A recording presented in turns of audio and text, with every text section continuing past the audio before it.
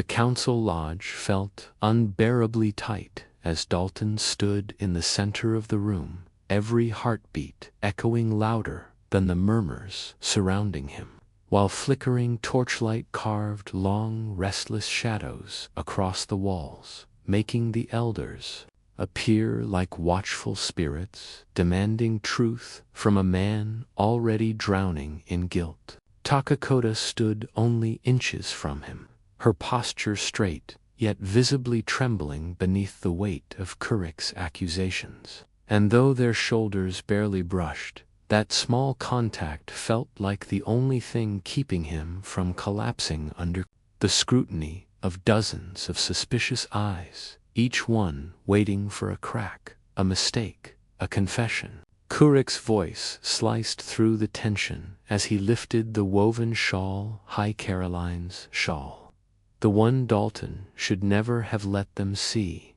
and the gasps that followed struck Dalton like blows to the ribs, while Takakota's breath caught, her jaw tightening as Kurik announced, "This was found in his cabin. A woman lived with him, and they lied to us all," stirring the circle into a storm of whispers that painted them both as deceivers, traitors, outsiders. Dalton swallowed hard, the shame of using his dead wife's belonging curdling painfully in his chest, but before he could speak, Takakota stepped forward with a bravery that silenced the room, her voice trembling yet determined as she said, "I gave it to him," forcing every elder to shift their gaze from Dalton to her, disbelief etching itself into their lined faces as Neshoba, her father, stared at her with a mixture of sorrow and confusion, whispering, "Takakota, why would you risk everything for this man?" And Dalton's gut twisted, because he knew she had no reason to protect him except sheer loyalty to a lie they had woven in panic. The room seemed to tilt as all eyes turned back to Dalton, but instead of shrinking, he found himself stepping beside her, his voice strangely steady as he declared, "Because she speaks the truth," though the words burned with guilt, and Takakota's eyes flicked up to his, widening with surprise and something softer, something he didn't dare name. Kurik, however, remained expressionless, only stepping closer like a predator circling his cornered prey as he said, "If they are truly married, let them swear it before all now, under oath," a sentence that sent a shockwave through the crowd, causing elders to murmur about dishonor, tradition, and the sacredness of vows, while Dalton felt the air grow heavier, his lungs tightening as Takakota's fingers subtly brushed against his arm in a fleeting tremor of fear, or perhaps warning, he didn't know, but he understood then that if they faltered Devon for a breath, they would lose more than trust. They could lose their lives. Takakota's voice came out barely above a whisper as she said, "We already swore our bond," but Kurik only arched a brow, as if savoring the unraveling of their false story, and Nishibo's disappointment deepened, casting a shadow across the room. Dalton realized that their lie was no longer simple, it had become a political tool in Kurik's hands, a weapon sharpened by his hunger for power, and now every heartbeat, every glance, every hesitation could destroy them.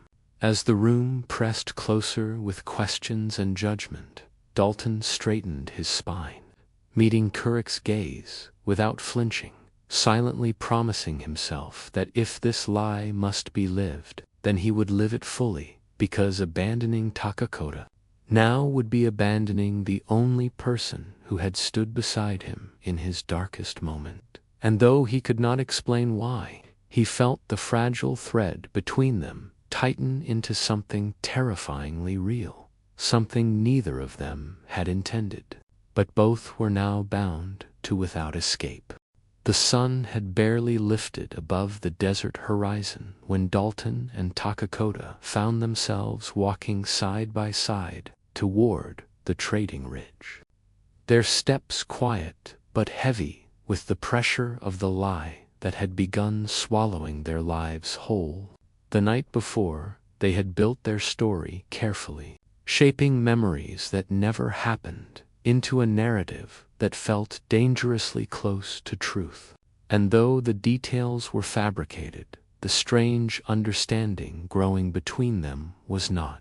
An invisible thread pulling them together even as fear threatened to tear everything apart. Takakota noticed the shift, first a flicker of movement along the upper ridge end, every instinct honed by years of warrior training telling her they were no longer alone, while Dalton followed her gaze and felt his stomach drop as he recognized the silhouette of a man crouched low, watching them, the same figure he'd glimpsed hours earlier before sunset.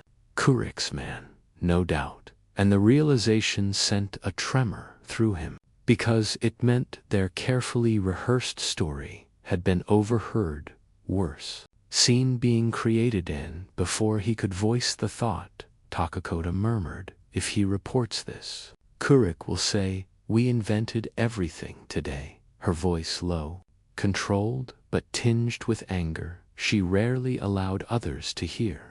Dalton cursed under his breath, knowing she was right, and knowing too that their next steps would determine whether they survived the council or were torn apart by it. They hurried back toward the village, arriving moments before the elders gathered at sunset. The sky bleeding orange and red across the sands like a warning carved into the earth itself. And as they approached the circle of elders, warriors, and watching faces, Dalton felt Takakota move just slightly closer to him until their shoulders nearly brushed, a silent declaration of unity that steadied him even as fear clawed at his spine. Neshoba gestured for them to enter the circle, his face drawn with exhaustion from a long night of whispered debates, while across the fire pit Kurik sat motionless, the stillness of a predator waiting for the kill, a faint smile twisting the scar across his cheek as if he could already taste victory. Takakota began speaking first, recounting the story they had constructed, the first trade 2 years prior, the growing conversations, the spring meeting where possibility had quietly sparked. Her voice carried such strength and clarity that for a moment even Dalton felt almost convinced they had lived it.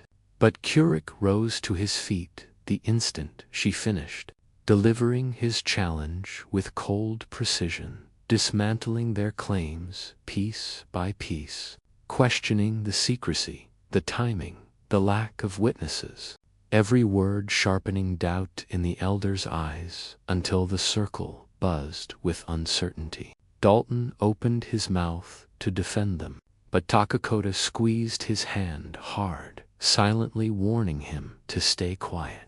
And she responded with a fury controlled so tightly it trembled beneath her calm tone, explaining that secrecy was necessary not because their bond was false, but because she feared her people's reaction, fear that was now proving justified by the very doubt facing them. Her conviction shook several elders, but Kurik had saved his strongest blow for last, revealing that his spy had watched them earlier that day, seen them speaking frantically, weaving a story, stepping in and out of Dalton's home without leaving evidence of any long-shared connection. And the murmurs that followed rolled through the circle like thunder. Neshoba finally raised his hand for silence, his voice heavy with disappointment as he said, Takakota would have one final chance to present proof beyond words, one tangible object that showed history between them. and Dalton felt her hand tremble in his as the weight of their impossible situation settled over them, because they had nothing but the shawl that did not belong to Takakota, but to the ghost of his past. A ghost he had never expected to use, and though the night ahead promised no solutions, only danger, one truth settled unmistakably between them. Whether the lie survived or broke, they were now bound together, for better or for ruin. The moon hung low and heavy over the desert as Dalton stood alone in his dimly lit cabin, staring at the small pile of belongings he had avoided touching for 3 years. Each item a fragile thread connected to a life that had ended too suddenly to accept. And now those memories, Caroline's memories, were the only thing that could save him and Takakota from the noose tightening around them. His hands trembled as he lifted the shawl, its faded colors still holding the ghost of her warmth. Or perhaps that was simply the ache of memory clawing its way to the surface. But either way, he felt the weight of betrayal settling in his chest, because using this piece of his past as proof for a lie felt like desecration. Yet he saw no other path forward. The door opened softly behind him, and Takakota stepped inside with a quietness unusual for a warrior of her size, as though she instinctively understood the delicacy of this moment, without needing it explained. Her eyes falling upon the shawl, with a mixture of respect and sorrow, as she whispered, "You do not have to use that, Dalton Pierce. I can face Keurig, even if it means fighting him." But Dalton shook his head slowly, a steadiness growing inside him that surprised even himself, because for the first time in years he knew exactly what Caroline would have done. She would have protected the innocent without hesitation, even at her own expense. He swallowed hard and said, "Caroline would have helped you. She always fought for people being forced into corners," the admission scraping raw and painful across his heart, yet strangely freeing, and Takakota listened with a stillness that felt like reverence, her expression shifting gently as he spoke of his wife's passion, her stubbornness, her refusal to accept injustice, even when it made her an outsider in her own community. He folded the shawl carefully, almost ritualistically, and when he turned to Takakota again, something unspoken passed between them, fragile but undeniably real. A connection neither had expected when the lie began. "This started as desperation," Dalton murmured, "but somewhere in the last day, it stopped feeling entirely false," and Takakota's breath caught, her eyes softening in a way he'd never seen, not even during their most honest moments. She stepped closer, her large, calloused hand lifting slowly until her fingers brushed his cheek. The gesture so gentle it felt like a question neither of them had the courage to answer aloud, and for a heartbeat they stood frozen in that suspended space, a moment that tasted like possibility, before Takakota pulled back with a shuddering breath and said, "We must prepare our story. Dawn will not wait for us," though the flicker in her eyes suggested she too felt the shift between them. They spent the next hour crafting every detail of the shawl's supposed history, a spring meeting by the river, a gift offered as a sign of trust, a symbol of two worlds daring to bridge the divide between them. And each time their hands brushed over the fabric, Dalton felt Takakota linger just a moment longer than necessary, her presence steady and grounding. Exhaustion dragged at them both, as dawn's pale light crept through the cracks of the cabin walls, but neither pulled away. Even when Takakota finally caught his hand and whispered, "Whatever happens today, thank you for seeing me as more than what others decided I must be." And Dalton squeezed her hand in return, answering softly, "Thank you for giving me a reason to stop hiding from life." As they stepped out into the cool morning air, the shawl folded in Dalton's arms, he felt a dangerous, thrilling truth settle deep inside him. This lie, born from panic, had become the most honest thing either of them had touched in years, and there would be no turning back now. The morning sun had barely begun to rise when Dalton and Takakota walked toward the council grounds, the world still quiet except for the crunch of their footsteps on the cold desert earth. And though they had spent the entire night preparing every detail of their story, Dalton could feel Takakota's pulse racing through the hand she held tightly in his, her usually steady composure fraying at the edges as the weight of what awaited them pressed heavier with each step. Warriors from both tribes stood in tense formations around the gathering circle, their hands drifting near weapons as if expecting violence to erupt at the slightest spark.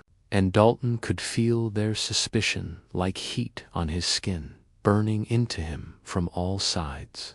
But what frightened him most was the tension in Takakota's shoulders. She, who feared nothing, walked as though bracing for a blow she could not block. When Nishoba gestured for them to enter, Dalton felt Takakota's fingers squeeze his once, grounding him.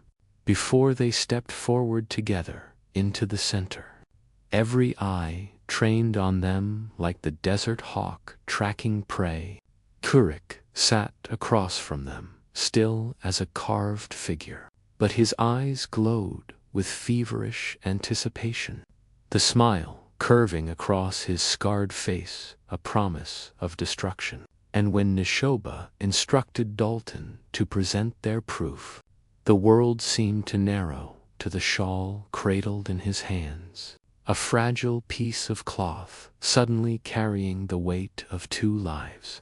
Dalton unfolded it with deliberate care, letting the woven patterns catch the rising light. And he spoke slowly in Apache, his accent imperfect but earnest, describing the spring meeting by the river where Takakota had gifted it as a token of trust, a symbol of bridging to worlds. And though every word he spoke was a lie, the emotion behind it was painfully real, enough that several elders leaned forward with softened expressions.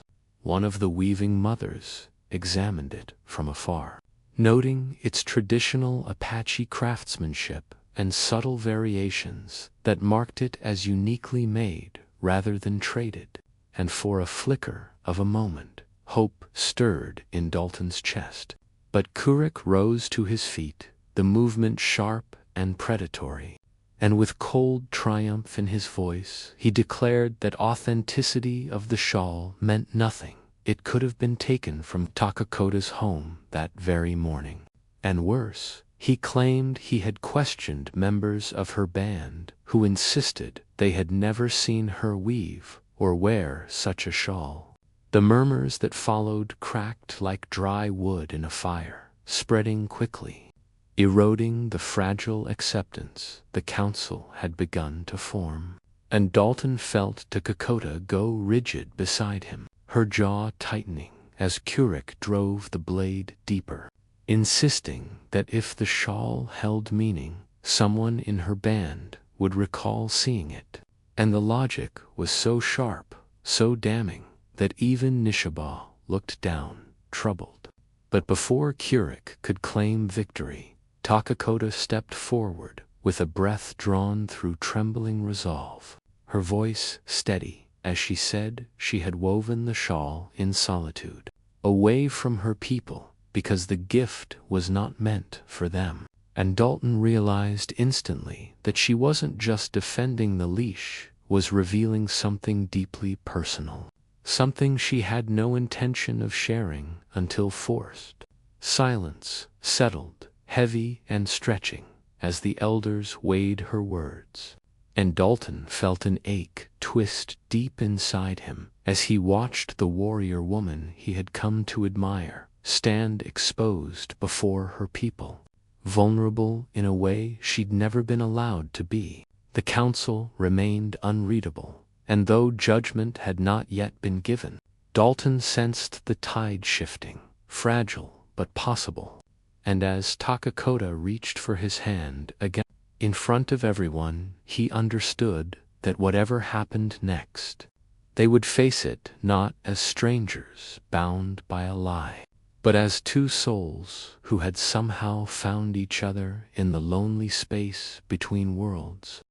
The council dispersed slowly as the sun climbed higher, casting long streaks of gold across the dust while Dalton and Takakota walked away from the gathering circle, each step heavy with the uncertainty that clung to them like the desert heat.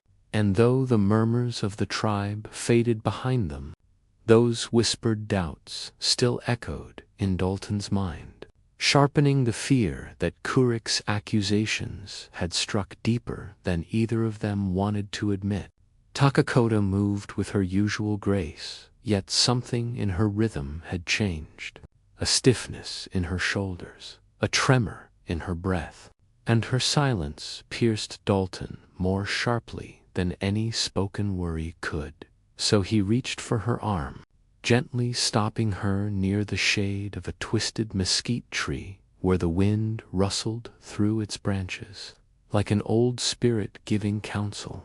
And he told her that whatever happened, they would face it together, but she looked away, the pain in her expression, raw and unguarded, and confessed in a voice barely above a whisper that she feared not the council's judgment, but her people's growing belief that she had betrayed them, because even if the elders chose leniency, the tribe might not forget such suspicion. Her words broke something in Dalton, a deep helplessness tightening around his chest, for he had seen her bravery, her honor, her loyalty, and the idea that her people, the people she had spent her whole life protecting, could cast her aside because of a story meant to save them both, was almost unbearable. He stepped closer, telling her that the truth didn't matter as much as the bond they had built since the day fate forced them together. But Takakota shook her head, explaining that, in her world, truth was not a matter of personal survival, but communal trust, and once that trust cracked, even a warrior's strength could not mend it. The wind seemed to still as she spoke, her eyes glistening in the light, and Dalton realized how deeply isolated she must feel, caught between defending a lie for his sake and preserving her honor within the tribe. And though she tried to stand tall, the defeat in her posture betrayed the quiet collapse happening inside her. He reached out and gently touched her cheek, a gesture she didn't shy away from this time, and she whispered that Kurik would not stop, not because he cared about honor or truth, but because he had always viewed her independence as a threat. And Dalton finally understood that this trial was more than a simple dispute. It was Kurik's chance to reclaim control over a narrative he had long resented, and if he succeeded, Takakota's fall would be swift. The thought ignited something fierce inside Dalton, a protective fire that startled even him, and he swore that he would not let Kurik destroy her, even if it meant standing before the entire tribe again. Takakota searched his face, seeing a resolve she had not expected from a man she once believed to soft for the harshness of her world. And for the first time since the council meeting, a faint, fragile warmth touched her eyes. But before either could speak again, a sharp call echoed from the ridge, a lookout warning that trouble was approaching, and Takakota's hand instinctively moved to the knife at her belt as shadows emerged in the distance, riders carrying unfamiliar banners, dust rising behind them like a gathering storm. Dalton felt dread coil in his stomach, sensing that whatever fragile time they had left to secure their place within the tribe had just been cut short by an external danger neither of them expected. And as the distant figures drew closer, Takakota whispered that fate was giving them no time to breathe. They would face judgment soon, one way or another, but first they would have to survive the storm rushing toward them across the desert.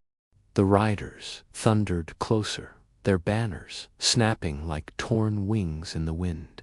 And as the dust cloud parted, Dalton recognized the insignia of a roaming band known for raiding both settlers and tribes without loyalty to either side, a group that dwelled only in violence and chaos.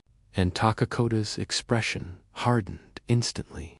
The quiet vulnerability she had shown moments earlier, replaced by the fierce composure of a warrior preparing for battle. Before Dalton could ask what they should do, she seized his wrist and pulled him toward the protection of a low ridge, shouting orders to the nearby scouts who had already taken defensive positions.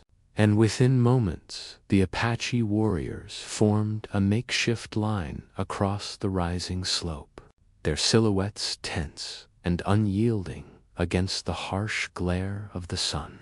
Kurik appeared among them, fury twisting his features, not at the enemy, but at the fact that Takakota had moved first and was commanding warriors who no longer knew where their loyalties lay. But even he could not deny the threat bearing down on them. And for now he sheathed his bitterness like a weapon waiting to be drawn when the moment suited him. Dalton crouched beside Takakota, heart hammering, feeling more acutely than ever how foreign this world was to him, yet also sensing with startling clarity that his place was no longer behind her but beside her. And when the raiders unleashed a volley of gunfire that shattered the stillness, instinct not fear drove him to pull his rifle from its sling and take aim alongside the warriors. The first clash rolled across the valley like thunder, arrows whistling past Dalton's cheek while bullets chipped stone inches from his hand. And amid the chaos, Takakota fought with a fluid grace that seemed to defy mortality, her blade flashing in the sun as she struck down a rider who broke through the defensive line, her movements precise and unhesitating, a testament to the strength that had always guided her path. Dalton found himself strangely steady, his every breath aligning with hers, as though the desert heat had fused their fates. And when he saw a raider aiming from the shadows of a rock outcrop, the muzzle pointed directly at Takakota, he didn't think he fired, the bullet finding its mark, saving her life with a shot that surprised even the warriors around him. The tide of the attack shifted after that, the raiders realizing their attempt to overwhelm the tribe had faltered, and one by one they retreated, disappearing into the shimmering horizon until only silence remained, the air thick with the metallic scent of battle. The warriors slowly lowered their weapons, their wary glances toward Dalton, no longer sharp with suspicion, but softened with something closer to respect. And Takakota, breathing hard but still standing tall, stepped toward him with gratitude shining openly in her eyes, a rare and sacred offering in her culture. But before she could speak, Kurik strode forward, trying to reclaim authority by declaring that Dalton's participation did not erase the doubts surrounding their story Yet his words fell flat as the elders arrived, having witnessed enough to understand that what bound Dalton and Takakoda was no simple lie. Nishoba looked at the two of them, dust-covered and united by shared danger, and said that sometimes truth was revealed not in woven shawls or spoken claims, but in the choices made when death rode close. And in that moment the council's hesitation dissolved like smoke in the wind. Takakoda's people stepped back, giving her a space she had not been allowed in days, and she reached for Dalton's hand with no fear of judgment, her voice steady as she told the council that whatever future lay ahead, peace or conflict, she would walk it with him. And as the sun dipped low, painting the desert in hues of fire and gold, Dalton realized that the lie they had created had forged something undeniable, not a deception to survive a trial, but a bond tested by danger, strengthened by sacrifice, and shaped into a truth no one could take from them, a truth that marked the beginning of a new path neither of them could have imagined when fate first forced their worlds to collide.